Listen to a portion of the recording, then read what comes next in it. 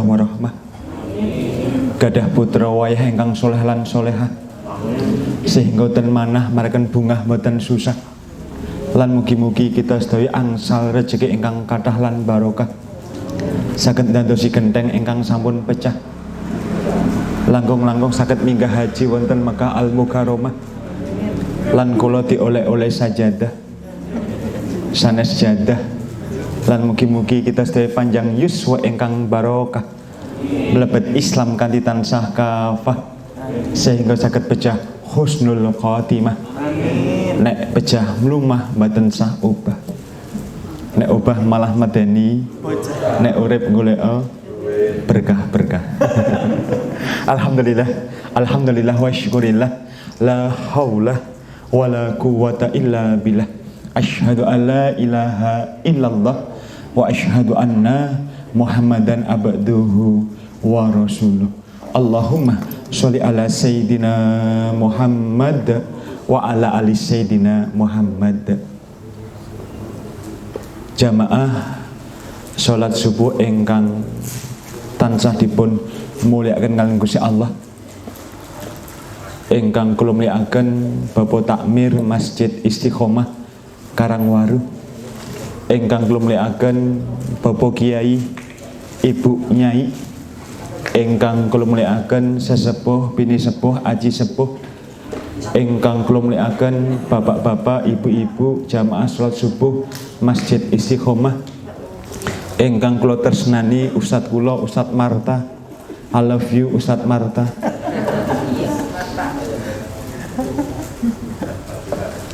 Alhamdulillah pada pagi hari ini saya merasa tersanjung enam karena diberi kesempatan kembali untuk bersilaturahim dengan keluarga besar Masjid Istiqomah Karangwaru. Dan ini saya catat di dalam hati saya sebagai anugerah terindah yang pernah aku miliki. Bapak Ibu, nami kula Sayyid sanes Mayit Sayyid Aziz saking Sayyidan. Kula gadah rencang sidik ngriyani ten sidikan. Kemarin saya nerapi pasien orang kena santet di dusun Bambang Lipuro. Nama pasiennya Pak Bambang Lagek Loro. Leres waktu itu saya pernah menikah, istri saya pernah 5. Tetapi Allah takdirkan ada yang meninggal, sekarang tinggal 2. Tetapi istri saya mau mencarikan lagi katanya. Saya ngajak istri saya Bapak sehingga tidak fitnah buat keluarga saya. Bapak Ibu yang dimuliakan oleh Allah, seperti yang telah disampaikan oleh MC kita yaitu Ustadz Muhammad Helmi Yahya alias Mas Marta, karena insya Allah Selasa momentumnya Maulid Nabi, hari kelahiran Nabi, sehingga nyun ngapunten izin tema kesempatan pagi yang berbahagia ini yaitu mengenai Maulid Nabi, yaitu hari kelahiran Kanjeng Nabi Muhammad sallallahu alaihi wasallam. Allah ngendika wonten Quran surat Al-Ahzab ayat 21, laqad kana lakum fi rasulillahi uswatun hasanah. Sungguh bahwa di dalam diri Rasulullah terdapat uswah, contoh teladan ingkang minulya. Kanjeng Nabi seorang panglima perang yang hebat. Kanjeng Nabi seorang ayah yang luar biasa bagi putra-putrinya. Kanjeng Nabi Muhammad sallallahu alaihi wasallam seorang imam yang penuh cahaya. Dan Kanjeng Nabi Muhammad sallallahu alaihi wasallam seorang suami yang mesra bagi istri-istrinya. Di antara kemesraan Kanjeng Nabi Muhammad sallallahu alaihi wasallam kepada istrinya, satu di antaranya adalah beliau sering memanggil istrinya dengan panggilan yang penuh kasih sayang. Satu di antaranya Aisyah dipanggil dengan sebutan Ya Humairah, pipi yang kemerah-merahan. Kalau nggih itibak Kanjeng Nabi Pak Bu, kalau memanggil istri saya, satu di antaranya dengan sebutan Bunda. Lalu istri saya memanggil saya dengan sebutan apa? Panda. Bunda, panda. Kalau Ustadz Marta manggil istrinya dengan sebutan apa? Yang. Oh, lajeng nyonya manggil dengan sebutan yang juga. Nyong. Kalau ibu nyen ngapunten Busono Badik Coklat manggil istrinya dengan suaminya dengan sebutan apa Bu? Bebek nih. Bebek. Oh, Abah, Masya Allah. Tapi tentunya Bapak Ibu dengan panggilan penuh kasih sayang, nggak boleh kita memanggil isi kita soalnya kita dengan panggilan yang medeni. Suaminya kondur nyambut damel tumbukin dalam kepanggih sang istri dong grandong wes bali tondong. Soalnya balik opir mak lampir wes bali pir kayak kopi panas pir yo dong grandong dong grandong apa pir mak lampir gulone entak ini malah mboten dados keluar yang sakinah mawaddah warahmah malah kisruh. Seperti yang lagi ini kalau Bapak Ibu, kau panggil aku Dinda, kau panggil aku Kanda, insyaallah. Ini salah satu itibak kanjeng Nabi Muhammad sallallahu alaihi wasallam. Bapak Ibu yang dimuliakan oleh Allah. Bahkan sebelum Allah itu menciptakan alam semesta, Allah sampun menciptakan nur cahaya Muhammad. Di antara pun ketika Nabi Adam alaihissalam, ketika beliau dahar buah koldi, lajeng beliau menyadari atas kesalahannya. Lajeng ketika beliau bertobat, dan sebelum bertobat beliau menatap ke atas melihat nur cahaya Muhammad. Lajeng kanjeng Nabi Adam alaihissalam berselawat atas Nabi, Allahumma sholli ala Sayyidina Muhammad wa ala ali Sayyidina Muhammad Rabbana dhalamna anfusana wa illam taghfir lana wa tarhamna lanakunanna minal khasirin. Duh Gusti Allah, kami telah zalim terhadap diri kami. Seandainya Engkau tidak memaafkan kami, maka sesungguhnya kami orang-orang yang merugi. Diawali dengan sholawat Nabi. Bahkan ketika Nabi Adam alaihissalam dan Siti Hawa diturunkan di bumi, Nabi Adam alaihissalam diturunkan di Karangwaru. Siti Hawa entah kemana. 300 tahun Nabi Adam mencari-cari istrinya Siti Hawa. Di dunia belum ketemu juga. Lalu Nabi Adam alaihissalam menatap langit, lalu melihat nur cahaya Muhammad. Lalu Nabi Adam alaihissalam selawat lagi, Allahumma sholli ala Sayyidina Muhammad wa ala ali Sayyidina Muhammad. Ya Allah, saya rindu terhadap istriku, ya Allah, pertemukan kembali ya Allah. Dengan izin Allah hijab itu terbuka. Lalu apa? Berjumpa dengan istrinya Siti Hawa. Ini dahsyatnya sholawat Nabi. Nabi Musa alaihissalam dikejar oleh Fir'aun laknatullah. Hei Musa, jadikan aku sebagai Tuhanmu, maka engkau akan aku selamatkan. Tetapi seandainya tidak, engkau akan aku smackdown. Dan atas perintah Allah, Nabi Musa dan pengikutnya yang masih istiqomah berlari. Lalu dikejarlah oleh Fir'aun dan bala tentara yang pada saat itu pasukan yang terkuat terhebat pada zamannya. Sampai pada akhirnya Nabi Musa dan pengikutnya sampai di hadapan Laut Merah. Fir'aun tertawa terbahak-bahak. Hei Musa, ngarepmu Laut Merah, kowe nek maju tenggelam, nek mundur ajur. Lalu dengan izin Allah, Nabi Musa sebelum mengetukkan tongkatnya di hadapan Laut Merah, ini pun juga diawali dengan selawat Nabi, Allahumma sholli ala Sayyidina Muhammad wa ala ali Sayyidina Muhammad. Huruf ketuk kuku, huruf ketuk kuku. Ini bahasa kula nggih. Huruf ketuk kuku. Laut Merah membelah dengan izin Allah, diawali dengan selawat Nabi. Nabi Ayub alaihissalam sakit kudis selama 18 tahun. Tinggal tulang belulang. Daging yang tersisa ini lidah dan bola mata. Lalu Nabi Ayub alaihissalam maturkan kepada Allah, ya Allah, seandainya engkau izinkan belatung itu makan bola mata saya, lalu saya melihat keagungan ciptaanmu, dengan apa ya Allah? Lalu belatung itu jatuh yang di mata, hanya ngapunten, terbang menjadi lebah. Lalu Nabi Ayub alaihissalam juga ngendika melih, ya Allah, seandainya engkau izinkan belatung itu maem lidah saya, lalu saya berzikir dengan apa ya Allah? Lalu dengan izin Allah, belatung jatuh ke bawah menjadi lintah. Lalu Allah mengutus malaikat Jibril untuk berjumpa oleh Nabi Ayub alaihissalam. Lalu malaikat Jibril mengatakan, wahai Nabi Ayub, hentakkan kakimu di tanah. Lalu muncul air, lalu air itu untuk mandi.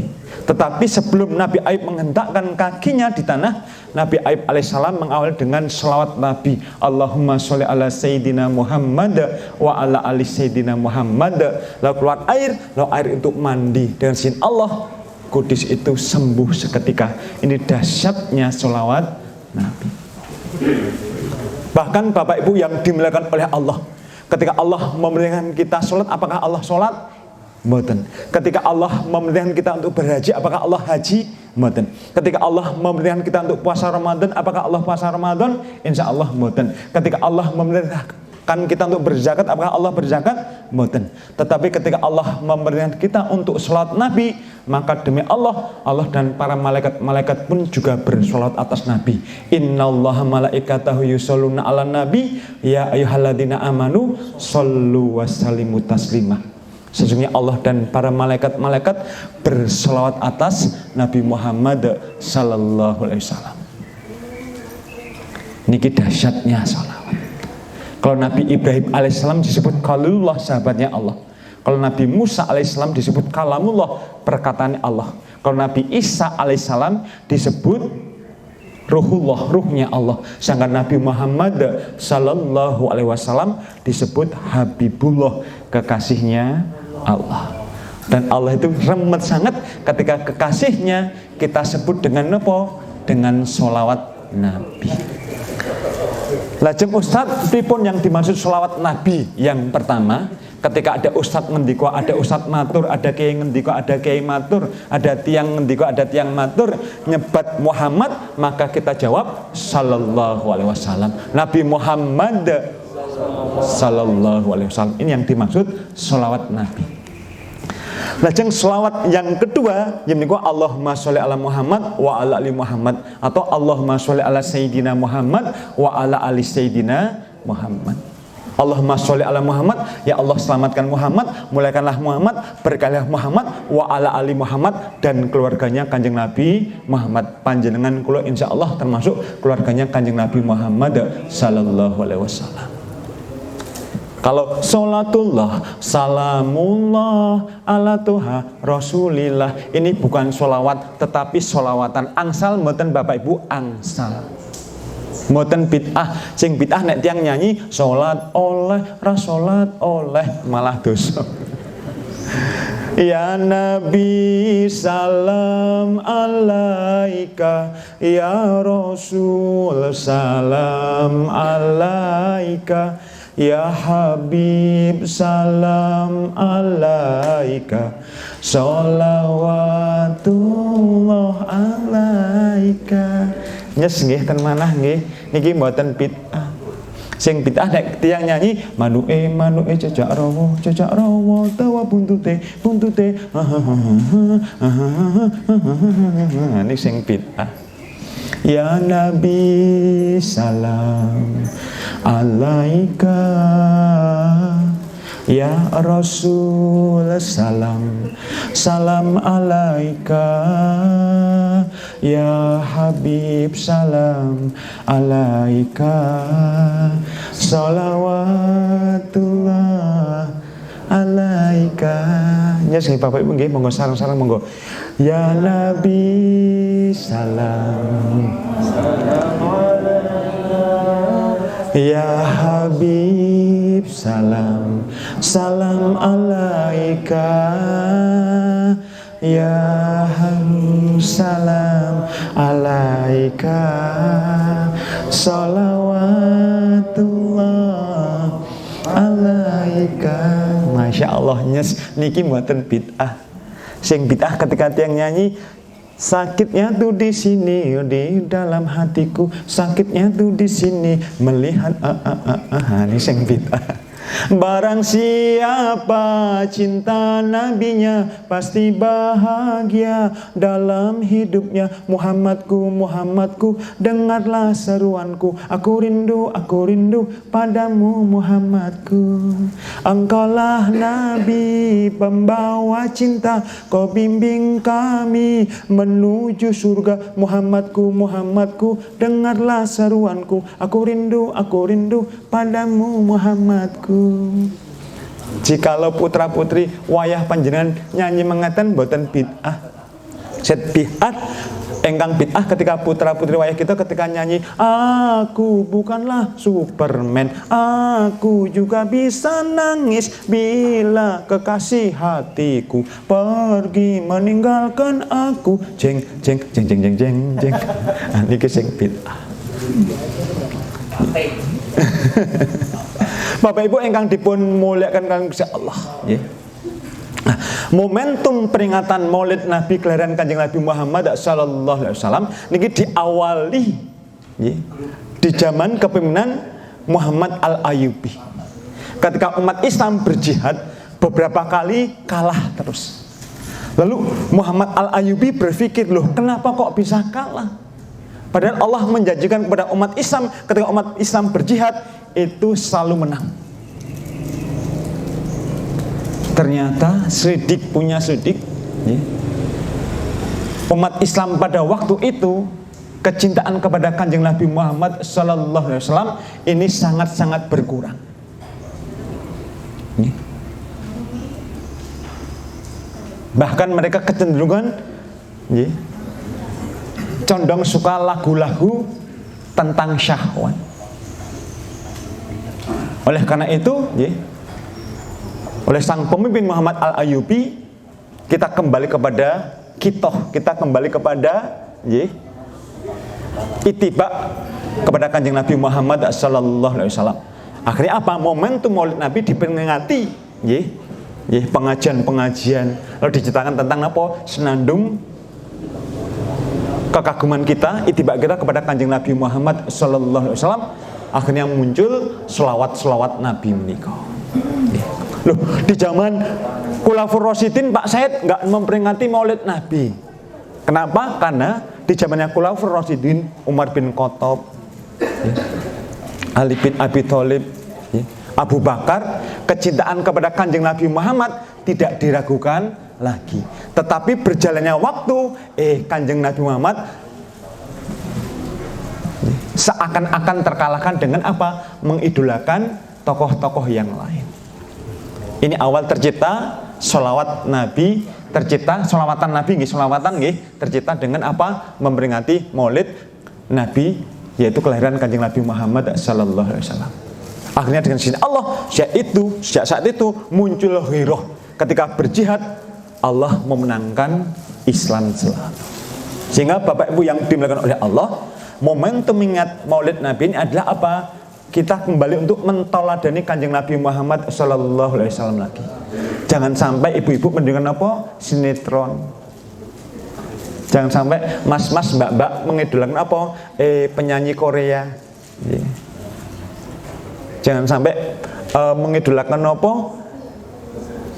Atta Halilintar, Kanjeng Nabi dikalahkan. Na'udzubillahi min dzalik. Bapak Ibu yang dimuliakan oleh Allah. Lalu dahsyatnya sholawat. Ada pasien kami menikah beberapa puluh tahun belum juga punya momongan. Dibawa ke Singapura belum juga punya momongan.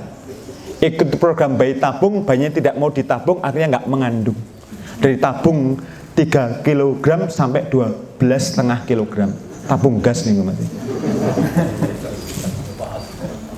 Akhirnya apa? Kami sana untuk dipegang padaranipun, yang megang ibunya piyambak atau suaminya, dipun sholawati Allahumma sholli ala Sayyidina Muhammad wa ala ali Sayyidina Muhammad. Akhirnya dari sini Allah mengandung. Ini dahsyatnya sholawat.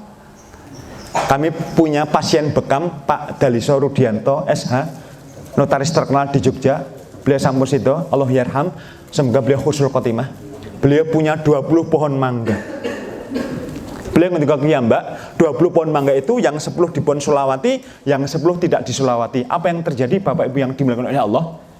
Ketika sama-sama berbuah, 10 pohon mangga yang disulawati, ini buahnya lebih banyak dan lebih manis daripada 10 pohon mangga yang tidak disulawati. Ini dahsyatnya sholawat.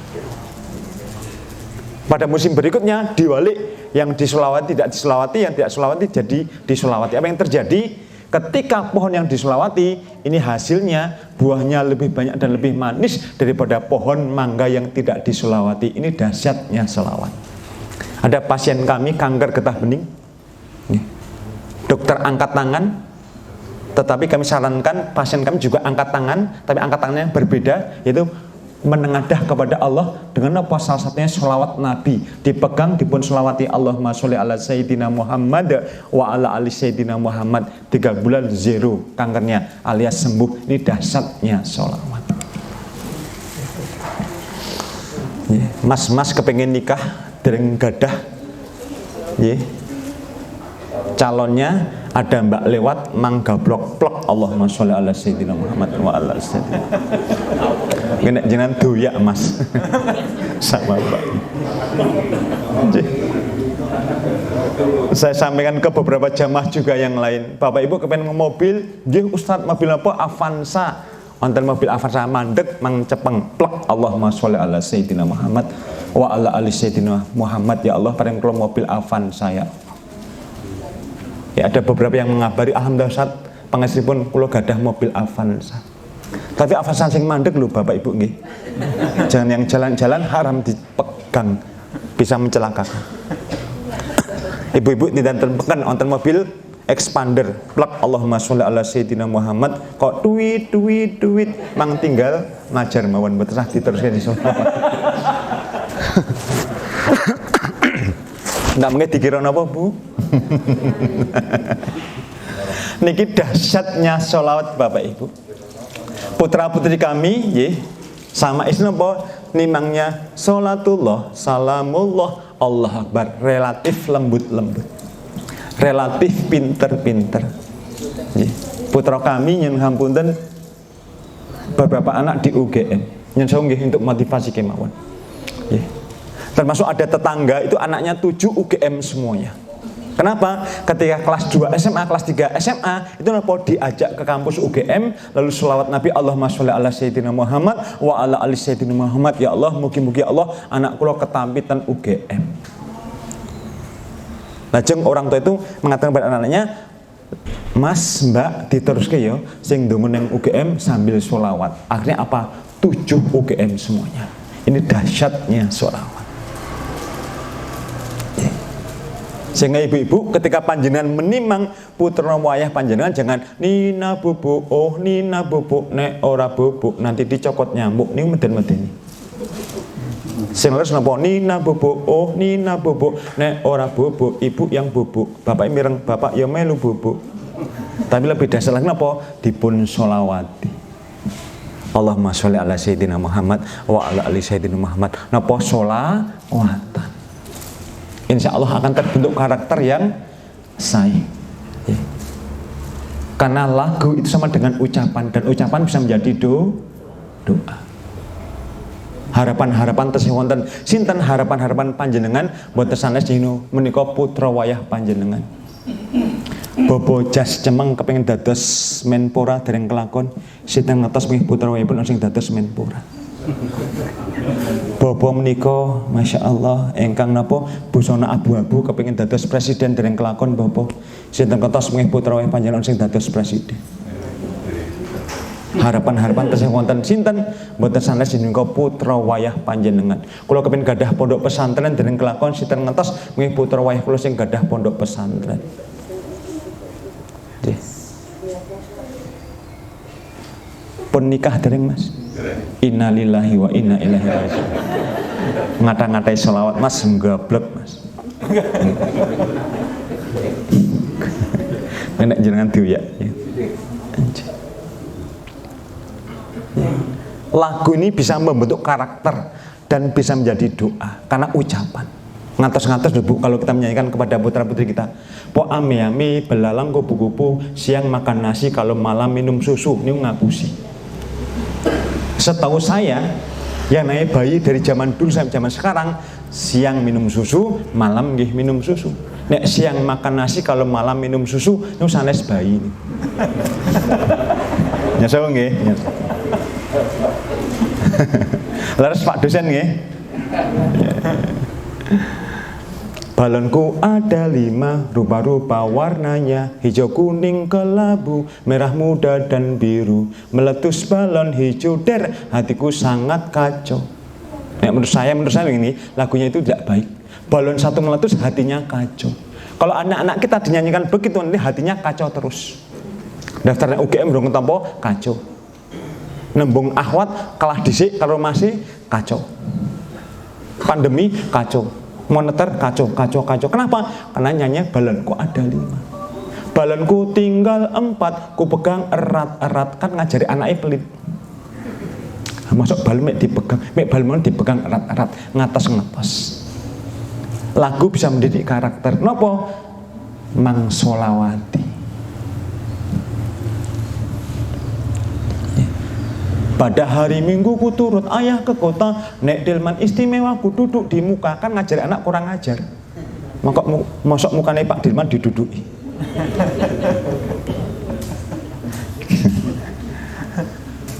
Bapak Ibu yang dimuliakan oleh Allah. Istri saya yang pertama anaknya 4 ya Nduk ya. Yang kedua 5 nggih. Ini yang kedua 5. Pulang ngajak istri sehingga tidak. Ya, nek saya dewi mungkin bisa saya dramatisir. Ya, dari istri pertama Farah, saya pengen jadi dokter. Saya Sulawati, saya panggil dokter Farah. Yang kedua Fatih Umar Hakoni, kula pengen dados tentara. Kula tumbas seragam tentara bintang 6, nek bintang 5 Pak Harto, Jenderal Sudirman. Nek bintang 7 Puyer Macan mumet terus. Saya manggilnya Jenderal Fatih sambil kula Sulawati. Yang ketiga Muhammad Ibrahim Musa, kula pengen dados ustad, saya manggilnya Ustad Musa. Yang keempat Embun Palestin, kula pengen dados guru. Kenapa namanya Embun Palestin? Karena beberapa tahun yang lalu kami ditugaskan kemanusiaan di Palestina. Lalu istri saya tinggal, pagi-pagi melahirkan, anaknya perempuan, lalu sama istri saya dikasih nama Embun. Karena pas tugas di Palestina, lalu saya tambahin Embun Palestin. Untung pas tugas di Palestina. Coba kalau tugas dan biro loko, Embun biro loko. Tugas dan Maleboro, Embun Maleboro. Kadang sok ngisi pengajian ten Sarkem, Embun Sarkem. Mesake. Embun Palestina. Kula kemen dados guru, saya manggilnya guru Embun. Saya awali atau saya akhiri dengan selawat Nabi.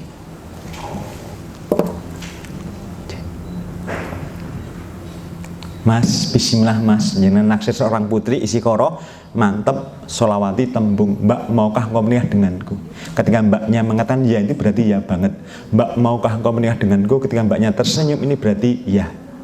Mbak maukah engkau menikah denganku? Ketika mbaknya diem, Rasulullah ngendika, ini berarti ya. Buat undangan nikah, bagikan. Dan bingung mbak. Mbak maukah engkau menikah denganku? Ketika mbaknya mengatakan tidak, insya Allah besok masih bisa ditembung lagi. Jadi pemuda Islam harus optimis, kecuali kalau mbaknya itu sudah dikitbah sama yang lain, itu sama dengan teklek kecemplung laut timbang gula alung rebut tuh. Kata teman saya, jangankan baru dikitbah Pak Said, janur melengkung saja iso dijejeki wong kentir. Sudah ada yang diincar mas, dipun selawati tembung. Ngeten nggih, saya nembungnya juga boleh. Nggih.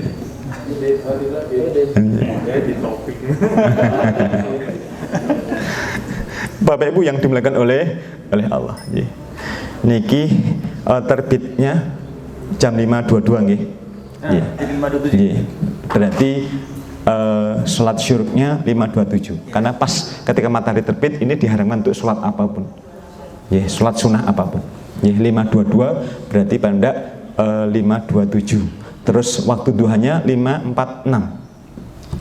Kurang lebih ada waktu 20 menit untuk nanti kita melakukan sholat syuruk. Bapak Ibu yang dimuliakan oleh Allah. Ini dahsyatnya selawat Nabi. Pernah cerita waktu itu saya bekam pasien kami. Ternyata pasien kami itu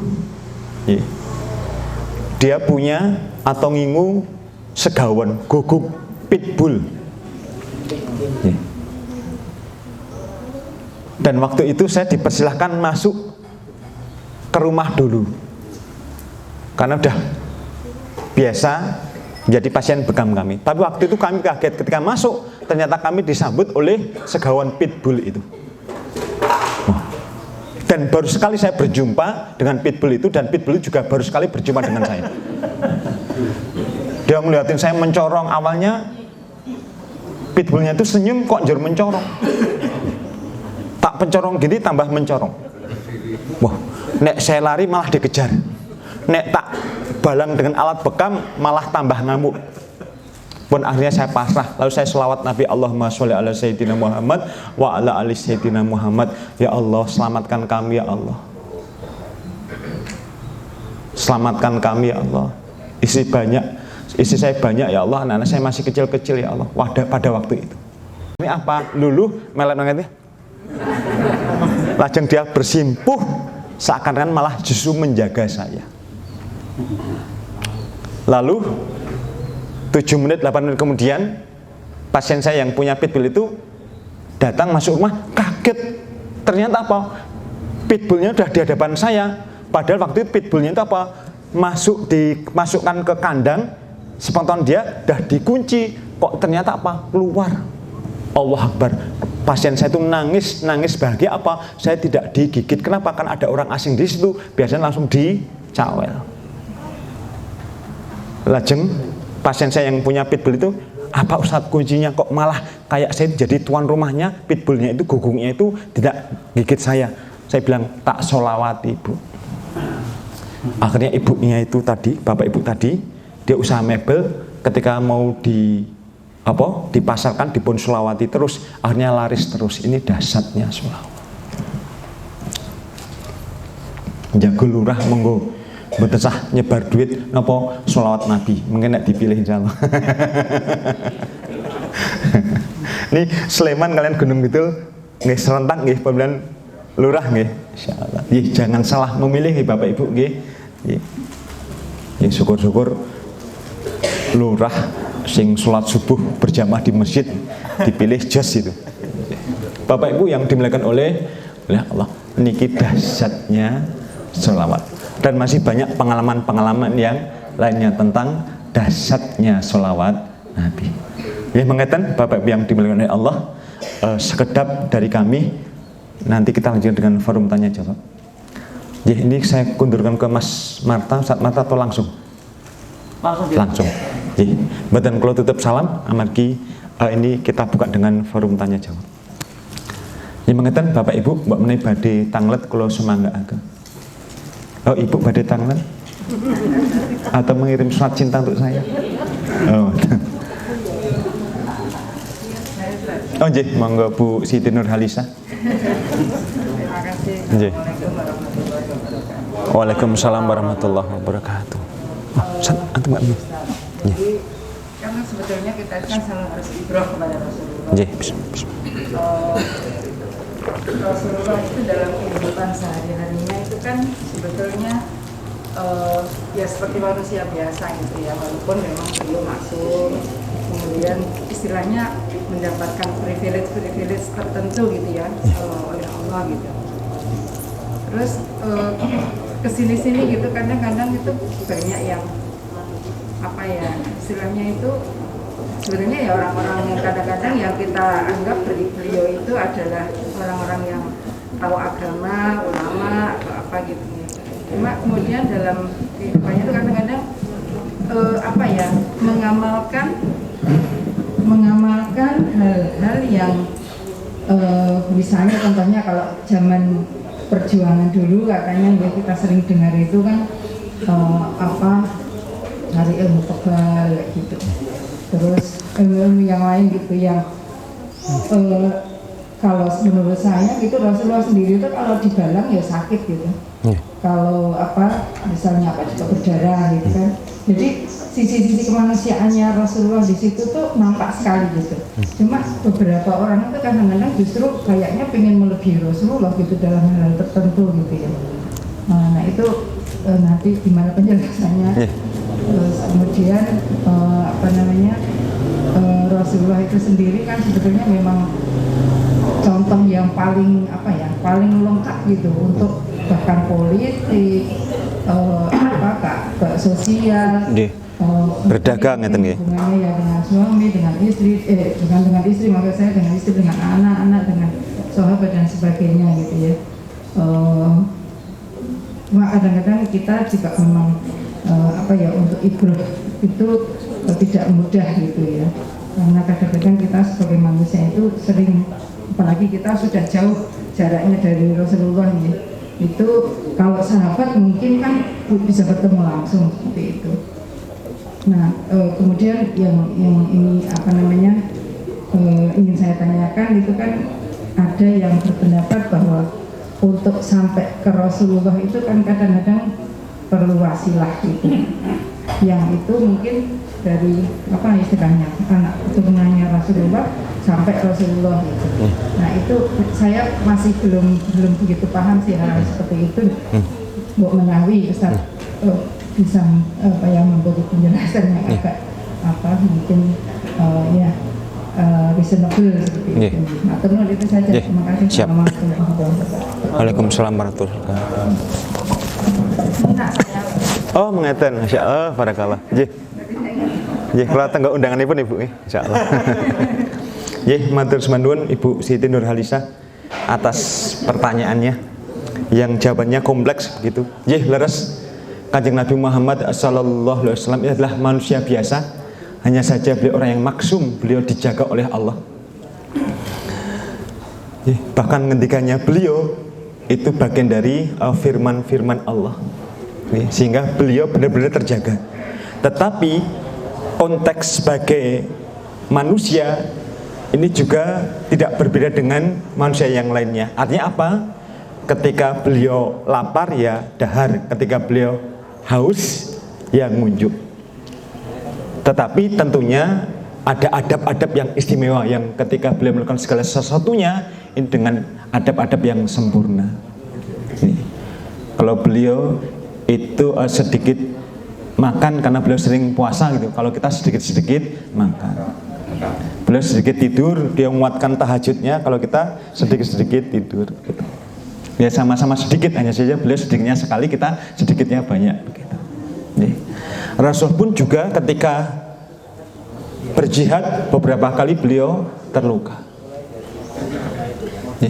Bahkan pernah juga waktu itu beliau pernah dilempari bebatuan sampai beliau itu luka, sampai malaikat Jibril itu marah gitu.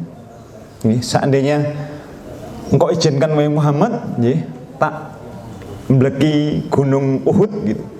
Tetapi Kanjeng Nabi Muhammad dengan kesabaran yang begitu luar biasa, jangan. Mereka melempari aku karena mereka tidak tahu atau belum tahu. Karena kesabaran Kanjeng Nabi Muhammad dari orang yang melempari batu Kanjeng Nabi Muhammad sampai beliau terluka, itu melahirkan Khalid bin Walid. Dari orang-orang yang memusuhi Kanjeng Nabi Muhammad melahirkan keturunan Khalid bin Walid, pedangnya Allah. Rasul juga kaya ketika beliau menikahi Siti Khadijah dengan riwayat menyebutkan 100 ekor unta. Riwayat yang lain menyebutkan 40 ekor unta. Unta merah. Kalau satu untanya 1 juta, 40 sudah 4 miliar. Saya nikahi istri saya, maharnya apa? Jangankan 40 ekor unta, seperangkat alat sholat. Bahkan waktu saya nikah siri, itu maharnya apa? 100.000. Ini demi Allah seandainya disumpah. Halo, saya nyebut nikah siri kok ibu tersenyum. Sekarang nikah siri itu bisa dimasukkan di kakak nggih. Cuma tertulis nikah belum tercatat. Kok Mas Marta manduk-manduk? Nikah. Ya so kok jadi menempel begitu Ibu nggih. Artinya apa? Allah menunjukkan bahwa Kanjeng Nabi Muhammad orang yang maksum, tetapi di selain Nabi Muhammad adalah orang biasa. Artinya apa? Keteladanan di sini sebagai orang yang maksum dan juga orang biasa untuk kita teladani. Kanjeng Nabi Muhammad pun juga pernah menggandakan baju perangnya. Kanjeng Nabi Muhammad pun juga pernah beberapa hari tidak dahar. Kenapa? Karena tidak ada sesuatu yang didahar. Artinya apa? Kanjeng Nabi Muhammad mewakili orang kaya dengan beliau menikahi Siti Khadijah dengan mahar 40 ekor unta. Ada yang ngendika 100 ekor unta. Tetapi Kanjeng Nabi Muhammad juga apa? Memberikan ibrah bagi orang miskin untuk bersabar. Kenapa? Karena Kanjeng Nabi pun juga pernah beberapa hari itu tidak dahar. Kenapa? Karena tidak ada sesuatu yang didahar. Nah, kembali kepada pertanyaan ibu, ada yang punya ilmu kebalan, dibacok nggak apa-apa dan sebagainya. Saya tim Ruqyah Ustadz Fadlan. Ketika seorang itu dibacok nggak apa-apa, maka menjadi pertanyaan buat kita semuanya, ada apa ini? Ada something wrong. Saya pun dibacok nggak apa-apa, saya bacok luput soalnya. Kalau kalian dibacok nggak apa-apa, pakai baju anti sajam, pakai tameng, pakai perisai untuk nanggis senjata tajam itu. Tetapi tanpa tameng, tanpa itu dibacok nggak apa-apa. Ini pengalaman kami itu ujung-ujungnya ada jin dalam tubuhnya. Itu nggak peduli yang melakukan siapapun, entah dia ngaku ustadz, ngaku kiai, kok dibacok nggak apa-apa, berkali-kali dan sebagainya, maka ada kecenderungan itu berhubungan dengan jin, ilmu kekebalan. Loh Pak Said nggak percaya adanya. Kalau untuk Nabi itu mukjizat, kalau untuk kita karomah, kita percaya adanya karomah. Tetapi karomah itu diberikan kepada seseorang, pertama dilihat keimanan seseorang itu. Oke lah, mungkin dia meyakinkan, misalkan dengan pakaian yang meyakinkan, nampak seorang sosok ustadz atau kiai, bisa jadi Pak Said dia mendapatkan karomah, bisa jadi. Tapi yang kedua, sifat karomah ini tidak bisa ditunjuk-tunjukkan. Kilo di karomah dibacok rapopo. Kayak yang di Jawa Timur itu apa yang bisa menggandakan uang itu? Ini kan? Dimas Kanjeng, Dimas Kanjeng, kan? Pakainya meyakinkan, pakai jubah, pakai surban, kan? Tetapi ujung-ujungnya apa? Penipuan.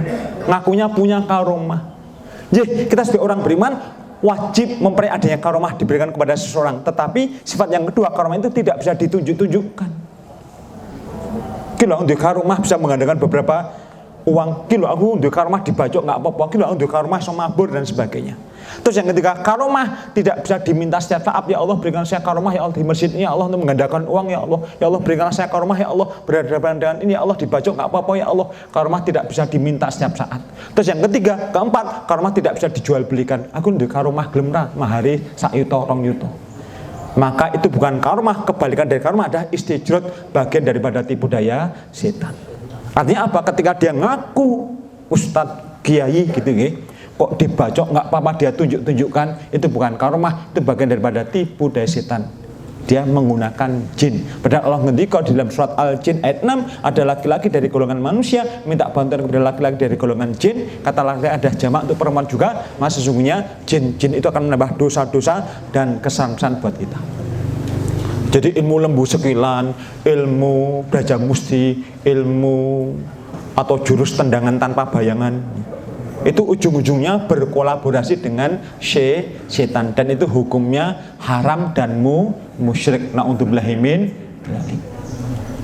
Nyun ngapunten, bukan gagah-gagahan. Katakanlah ada orang yang dibacok nggak apa-apa, mana tak bacok mana? Dengan ketauhidan kita, la ilaha illallah, inna sholati wa nusuki wa mahyaya wa mamati lillahi rabbil alamin. Insya Allah mereka ambiar. Kenapa? Karena ketika menghadapi orang yang ada jin-jin, dengan ketauhidan kita, jinnya dah lari tunggang langgang. Kata nih Bu, yang berikutnya wasilah. Kanjeng Nabi Muhammad SAW mengendiko, ketika engkau mencintai diriku, maka cintailah anak turunanku. Tetapi ketika engkau membenci anak turunanku, engkau menyakiti anak turunanku, sesungguhnya apa? Engkau membenci diriku dan menyakiti diriku. Artinya apa? Ketika kita beritibak Kanjeng Nabi, kita mencintai Kanjeng Nabi, maka tidak bisa tidak juga kita mencintai anak turunannya, Kanjeng Nabi Muhammad sallallahu alaihi wasallam. Sehingga hati-hati, siapapun ketika membenci anak turunannya Nabi Muhammad, bahkan menyakiti, maka azab Allah timpakan baik di dunia dan kelak di akhirat. Na'udzubillahi min dzalik. Sehingga Bapak Ibu, kita perlu tahu silsilah keturunan Kanjeng Nabi Muhammad sallallahu alaihi wasallam, terutama yang tinggal di Indonesia. Ini sinten-sinten dan sebagainya.